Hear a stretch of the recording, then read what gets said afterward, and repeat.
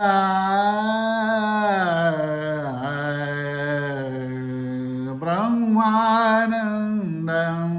परमसुखदं केवलं ज्ञानमूर्तिं द्वन्द्वातीतं गगनसदृशं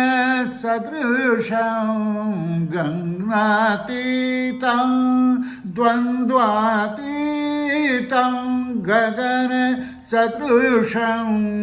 तत्त्वमस्यादिलक्ष्यम् एकनित्यं विमलमचलम् एकनित्यम्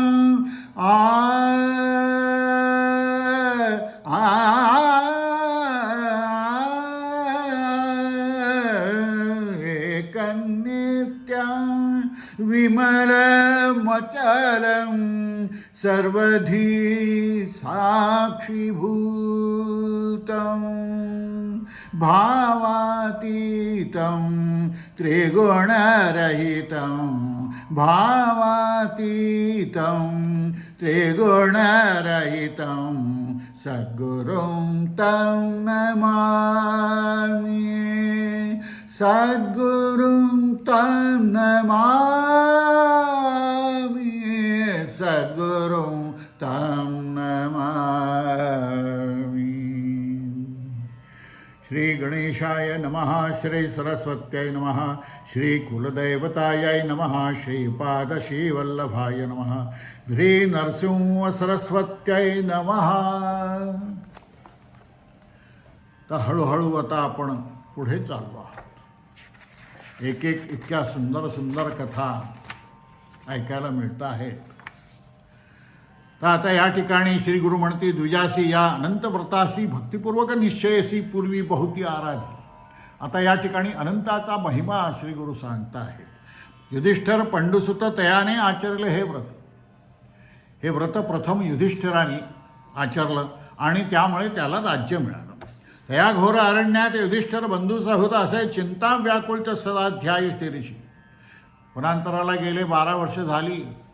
चिंता आता पुढे कसं होईल आणि असे चिंता व्याकुळित सदाध्याय श्रीहरीसी समस्त राज्य सांडूनी वास केला। त्यांनी वनी कौरव कपट करोनी नाना परी विघ्न करी। सत्व त्यांचे टाळावयासी पाठविले दुर्वासासी। त्यांनी सर्वा ठाई ऋषिकेशी रक्षित असे सर्वदा। दुर्वासांना पाठवलं पांडवांची परीक्षा घेण्यासाठी आणि मग अशा ठिकाणी स्वतः ऋषिकेशाने येऊन त्यांना रक्षण केलं। नाना तीर्थे नाना व्रते आचरले। येथे बहुते कष्ट तर होते, वनी ते निर्वाण रूप होई। भक्तवत्सल नारायण त्यांचे कष्ट पाहून आला। तेथे ठाकून जेथे होते पंडुकुमार। तर स्वतः भक्तवत्सल असल्यामुळे पंडुकुमार ज्या ठिकाणी होते त्या ठिकाणी स्वतः नारायण आले। कृष्ण येता देखोनी धर्मजाय लोटांगणी दंड प्रमाण करुणी वंदित असे तेवेळी। केश आपले मोकळी झाडी कृष्णचरण धोळी। सर्वोपस्कार पूजा ते वेळी करीत असे विनय। सर्व प्रकारचे उपचार करून युधिष्ठिरांनी नारायणांची पूजा केली। पूजनीया भक्तीसी विनवित, हे नारायणा तू आमच्यावर का बरं असा राहावा? का हे सगळे कष्ट आमच्या वाट्याला तू येऊन गेलेस? त्रैमूर्ती तूच आहेस, आदी लय अंत सगळं तूच करणार आहेस।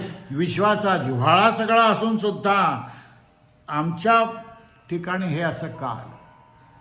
नमन तुझे चरणासी त्रिगुणात्मक ऋषिकेशी। रजोगुणे सृष्टीसी तुवा रचिली संयुगी। दुष्ट निग्रह करणे, साधुजना संरक्षण करणे असे सामर्थ्य वेदपुराणे बोलिता अतिप्रसिद्ध। तुम्ही तर भूमीचा भार फेडण्यासाठी अवतार घेतलेला आहात आणि आम्हाला मात्र असं का म्हणून जगी वानविसी पाठवून आम्हाला मात्र अरण्यात पाठवलं। आमच्या मागे हे इतके भोग तुम्ही का बरं? तुझी कृपा आमच्यावर असून सुद्धा असं का व्हावं?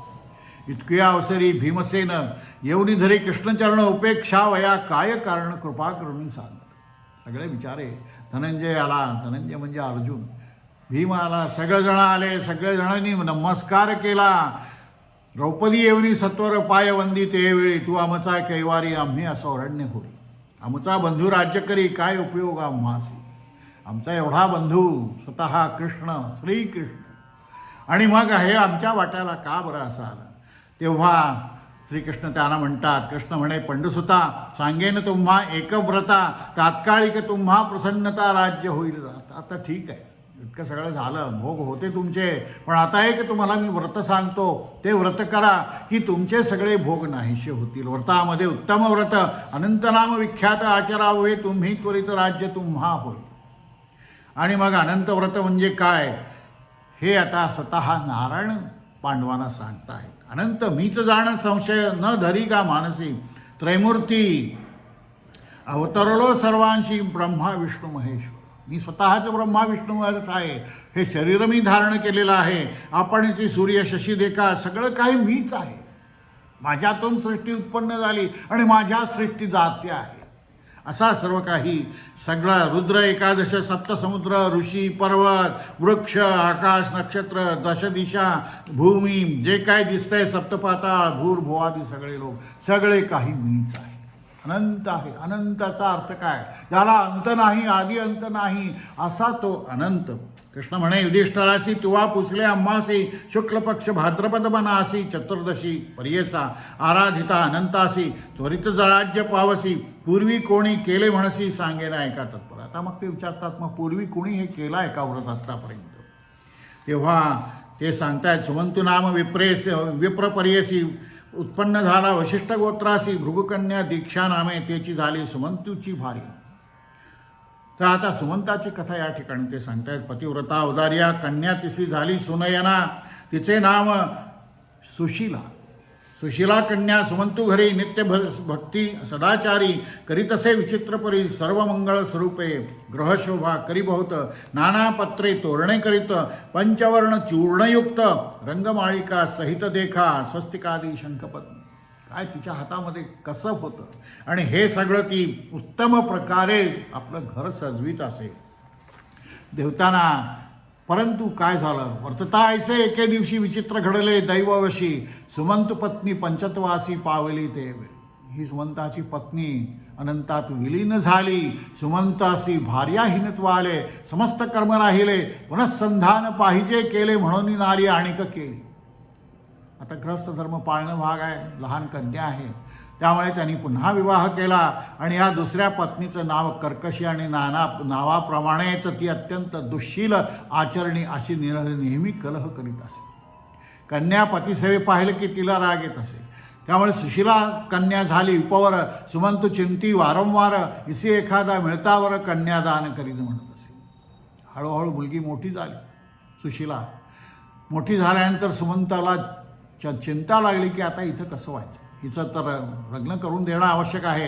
कन्यादान गृहोक्तेसी देता झाला कौंडिन्यासी, मिळवणी होती 2 मासी आषाढ आणि श्रावण. तेव्हा कौंडिन्य ऋषी त्यावेळी त्या ठिकाणी आले आणि मग ह्या सुमंतूने आपली जी कन्या सुशीला आहे तिचा विवाह या कौंडिन्याशी केला. आषाढ श्रावण 2 मास ते दोघं तिथे राहिले. माता करी कन्येची वैर्य सापत्नपणाचा हा सवत्राई असल्यामुळे ती या कन्येचं वैर करत असे, त्यात शुभ चिंतत नसे. तेव्हा कौंडिण्य म्हणे, पुसे सुमंता विचार, जाऊ आश्रमा आणि कठाया, सुमंतू बहु दुःख करी म्हणे, स्त्री नव्हे माझा वैरी, कन्या जाईला आता दुरी, कैसी पापिणी वरली. आता ही तर माझी मुलगी चाललेली आहे, कुठल्या पापिणीशी मी लग्न केलं आणि हे सगळं घडलं. तेव्हा शांत पत्नी नाही ज्याचे घरी, तयासी अरण्य नाही दुरी, ऐक स्वामी त्रिपुरारी, संसार सागरी बुडा. शांत कन्या जर घरी जर पत्नी आनंदित नसेल, शांत नसेल, तर त्या घराचा रवरव नरक व्हायला काही वेळ लागत नाही. घर शांत व्हावं, चांगलं व्हावं, आनंदी व्हावं का नरक व्हावं हे त्या पतिपत्नीने आपसात ठरवायचं असतं.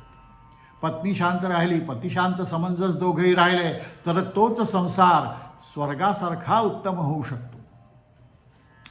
तेव्हा कौंडिन्य आता निघाले. दोघे तापसी एके घरी असू नये धर्महानी. कौंडिन्य म्हणतात की दोघेही तापसी एका ठिकाणी असू नये. तेव्हा आता मी निघतो. सुमंतू म्हणे, कौंडिन्य असं आणिक राहावे 12 दिवस सर्वसिद्धा, त्रयोदशीच प्रस्थान तुम्ही करा. त्रयोदशीला निघा तुम्ही. सुमंताची विनंती ऐकून आणिक राहिले 13 दिन. सुमुहूर्त बरवा पाहून येरे दिवशी निघाला. तेव्हा कन्या आता जाणार, काहीतरी जामाताला दिलं पाहिजे. त्यामुळे तो आपल्या पत्नीला म्हणतो की गृही गो धूम दे म्हणे, तांदूळ दे, काही गहू दे, मुलगी चालली आहे सासरी, तिला काहीतरी दे, जामाताला काहीतरी दे. पत्नीला सांगतात, पती सांगताची काय झाले, धावत गेले घरात गमन केले, दृढ कवाड लावले. ती चिडली, तिला हे काहीच आवडत नव्हतं. त्यामुळे पाषाण लावी द्वारवंटा, काही केली न उघडी द्वार. श्रीमंत विनवी आफळी शिर, सुशिला कन्या धरी कर म्हणे जाऊ तैसेची. पाहू गेला स्वयंपाकघरा, होता कोंडा गोधूम खरा, देता झाला कन्या. पाहिलं जाऊन स्वयंपाकघरात काय आहे, तर गव्हाचा कोंडा दिसला. तेवढाच त्याने कन्येला जाताना बरोबर म्हणून दिला. निघाली कौंडण्य संतोष करी, माध्यान्हकाळी नदी तीरे अनुष्ठाला लागी उतरले. ऋषी बैसला अनुष्ठाना, सुशिला होती ते स्थाना. तीरी पाहत असे वन्यरमा, स्त्री पाहुदाय बहुध. खूप त्या ठिकाणी स्त्रिया बसलेल्या होत्या, काहीतरी करत होत्या. म्हणून रक्तामर वस्त्रेसी परिधान केले बहुवसी. व्रत म्हणती चतुर्दशी करीती पूजा पृथक पृथक. त्या स्त्रिया अनंताचं व्रत करीत होत्या. आता ही अनायास सुशिला त्या ठिकाणी पोचली. तिने सगळी चौकशी केली की हे अनंत व्रत काय आहे, यापासून काय होतं. तर नेमकी त्यावेळी भाद्रपद शुक्ल चतुर्दशीची व्रत करावे स्पर्यसी, सांगू तुझं विस्तारेसी, ऐक सुशिला. आणि मग त्याने रक्तपट्टी का बांधून कसं कसं ते सगळं व्रत करायचं हे सगळं सांगितलं. षोडशोपचार पूजा करावी, नाना प्रकारे आरती कराव्या गंगा यमुना प्रती. मग पूजावा दर्भग्रंथी शेषरूपे करून. दर्भाची पूजा करावी शेषरूप समजून. दोन्ही कलशावरी देखा, नूतन वस्त्रे ठेवणे निका, पद्म लिहुनी अष्टदलिका कलशावरून ठेवावे. तया कलशा पुढे देखा, पंचवर्ण चूर्णे देखा, शंख पद्मादी अनेका रंगमाळिका घालाव्या. कसं सगळं ते सुशोभित करावी ती पूजा, हे सगळं त्यांना सांगून ध्यानी ध्यास श्रीविष्णूचा शेषशाही म्हणून. शेषशाही स्वरूपामध्ये सप्तफळ्यांचा असा तो शेष, आणि त्या ठिकाणी सदा त्या खाली वास असतो विष्णूचा. ते याची कारणे नाम तयासी अनंत ऐसे धरावे, म्हणून त्याला अनंत असं म्हटलेलं आहे.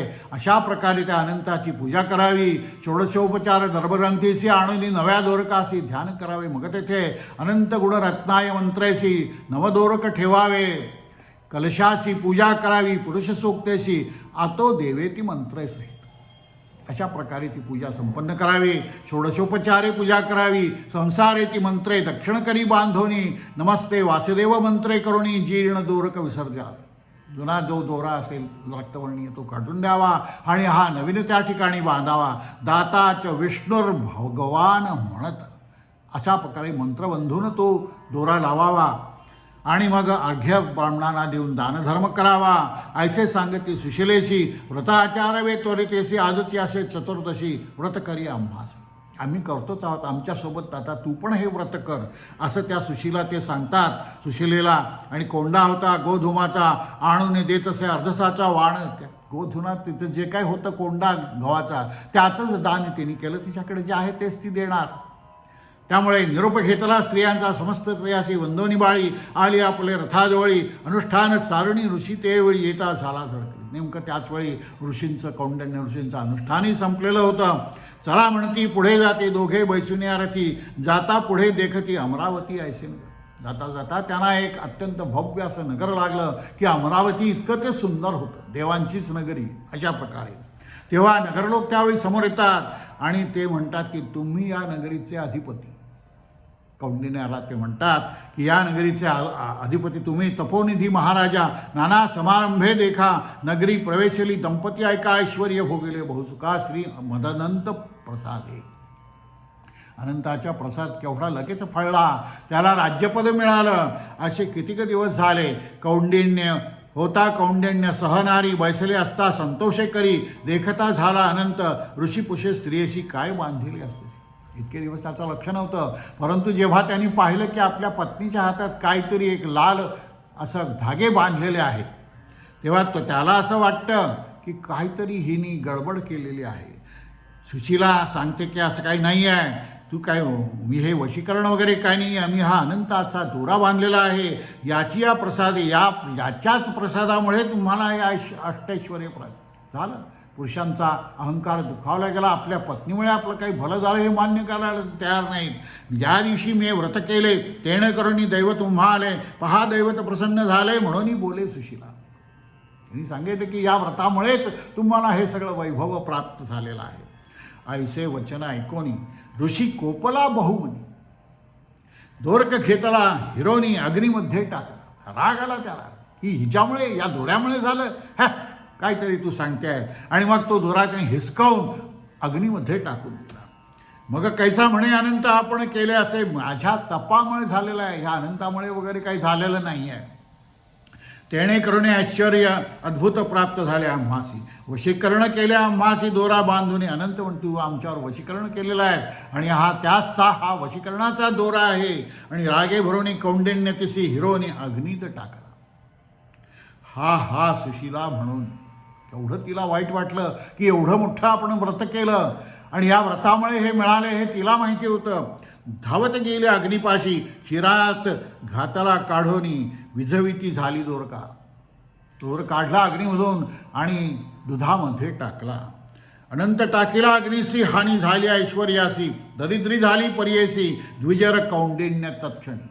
असं झाल्याबरोबर हानी झाली. द्विजर कौंडिन्याची, सगळ्या ऐश्वर्याची हानी झाली. द्विजर कौंडिन्य तत्क्षणी, नगरी झाले सर्व शस्त्र. त्याच्या सगळे शत्रू पसरले नगरामध्ये. गोधनादी आभरण वस्तू समस्त नेते झाले तस्करू. जे काय त्याची संपत्ती होती ती सगळी तस्करांनी पळवून नेली. आणि मग त्याला दरिद्राला ग्रह दग्ध झाले देखा. अवकृपा होता रमानायका, उरले नाही वस्त्र एका, सर्व गेले तत्क्षणी. एकच वस्त्रच उरला अंगावरचं, बाकी सगळं नाहीसं झालं. मग मनी विचारी म्हणे अनंत रुसला आम्हासी. मग त्याला पश्चाताप झाला की खरंच आहे, ह्याच अनंतामुळेच हे सगळं काही झालं असलं पाहिजे. मला जो काही अभिमान गर्व झालेला होता, अहंकार झालेला होता, हा किती चुकीचा आहे त्याच्या लक्षात घातलं. वाया घातले अग्निसी मदांधे वेष्टी. अहंकार माझा, या अहंकाराने माझा नाश केलेला आहे हे त्याला पटलं. आता करीने नेहमीक जेव्हा भेटेल लक्ष्मीनायक श्री मदानंत देखेन मुख, तेव्हा अन्नोदक. आता अनंत भेटल्याशिवाय मी तोंडात अन्नसुद्धा घालणार नाही, अशी त्यांनी प्रतिज्ञा केली. म्हणून निर्वाण करून निघता झाला घोरकाननी, भार्ये सहित कौंडिन्यमुनी निघता झाला पर्येसा.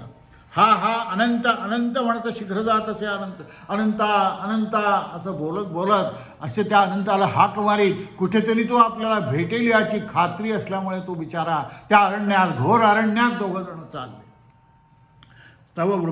तव देखीला वृक्ष पुष्पी फळी भरला असे, कीटकादी पक्षी जाती कोणी त्यासी नाही नातळती. कौंडिन्ये पुसे तयाप्रती अनंतासी. तिथे फळाफळांनी भरलेला असा एक वृक्ष होता, परंतु एक पक्षीसुद्धा त्याला तोंडही लावत नसे. त्या वृक्षाला अनंत ह्याने विचारलं ब्राह्मणांनी की वा तुला कुठे अनंत दिसला का तुला? तो म्हणे नाही, तू जर पाहिलास तर आम्हाला सांगायला. ऐसे ऐकून जातं पुढे. धेनू देखील वत्सासहित. अशा पुढे त्याला एक गाय दिसते आपल्या वत्सास येत असलेली. हिंडत असे तृणात तोंडी न ये भक्षावय. एवढ्या गवतात फिरून सुद्धा तिच्या तोंडात काही ते तृण जात नव्हतं. द्विज म्हणे धेनुसी, तरी तो अनंत देखलासी, कृपा करून या आम्हासी सांग म्हणे. त्यालाही विचारतो तो की तू कुठे अनंत बघितलास का? परंतु ती म्हणते नाही, तुला दिसलं तर मला कळ. नाही देखील अनंतासी तुम्हा जरी भेटला, जरी तयासी मजविषयी सांगा त्यासी, अवस्था ऐसी धेनू म्हणे.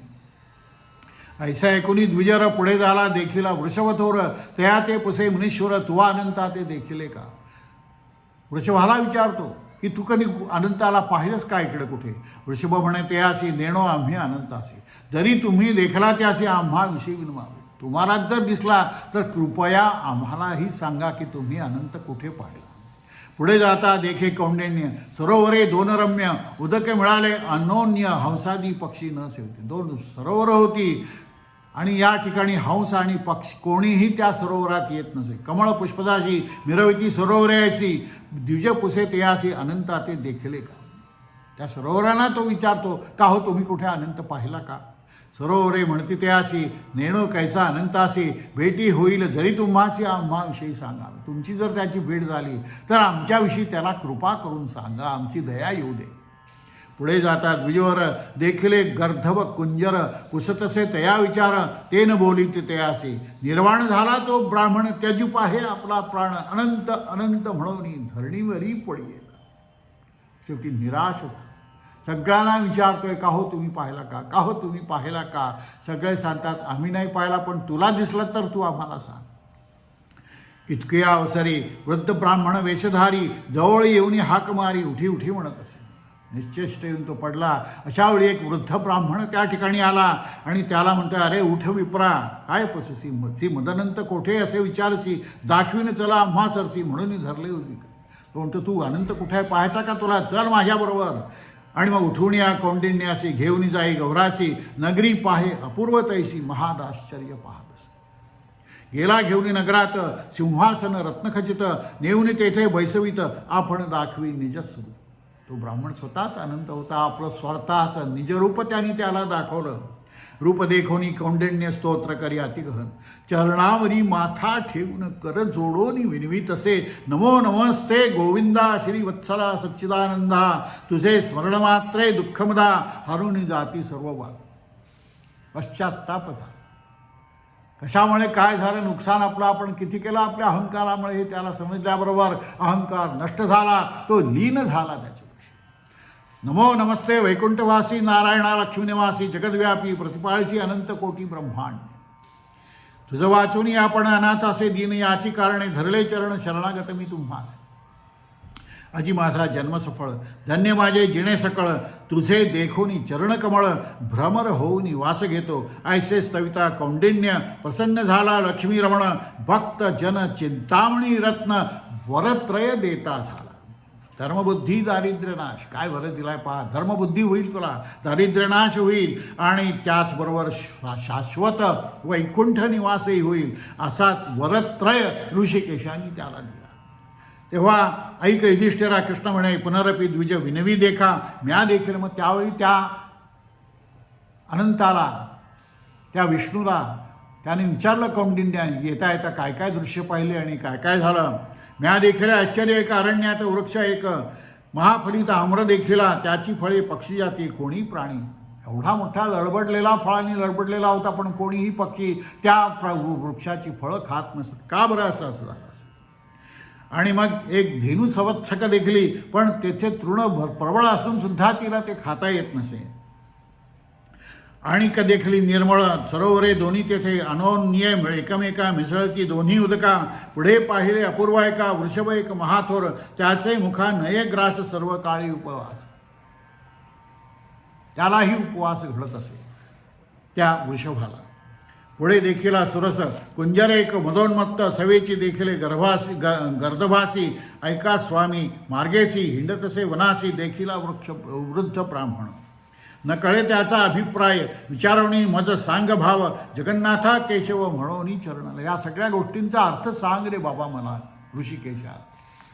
कृपानिधी नारायण सांगत असे विस्तारोण, ऐकत असे भक्त कौंडिन्य. वृक्ष तुवा जो देखिला पूर्वी होता द्विजवर. तो वृक्ष पूर्वी द्विज होता, त्याची वेदशास्त्रे येत असत, परंतु उन्मट्टपणामुळे शिष्यवर्गाला त्यांनी ते सांगितलं नाही. तेने पापे वृक्ष झाला.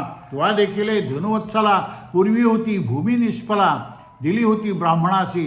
देखिला तुवा वृषभ एक, पूर्वी विप्र महाधनिक, केले नाही दानादिक, तेने पापे ऐसी गती.